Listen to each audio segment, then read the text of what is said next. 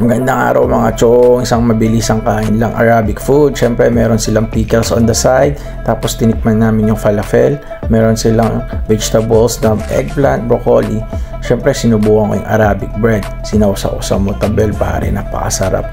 First bite pare, panalo diba? Tapos syempre sinubukan ko rin yung falafel, para siyang pastry na may vegetables sa loob. Pare sobrang sarap nito, you must try it, panalong panalo pare. Sa bread pa lang pare, busog ka na eh. Hindi mo masasabi, parang kumain ng dalawang rice. Siyempre sinubukan ko ulit yung hummus pare. Ito yung chickpeas na dinurog, pare ang sarap nito men. Sobrang panalo. Pag nasa Arab country ka, panalong panalo to. Laging kinakain tong mga to. Siyempre sinubukan ko din yung mga vegetable like eggplant saka yung broccoli. Sinausaw ulit sa motabel. Siyempre first bite ulit, ang sarap niyan chong. Siyempre hindi ko papalagpasin nitong maliit na falafel. Yan, sasawsaw mo yan sa hummus. Pagkasawsaw mo, pwedeng sa motabel, pwedeng sa hummus pare. Siyempre, hindi ko papalagpasin yan. First bite, panalo na naman pare.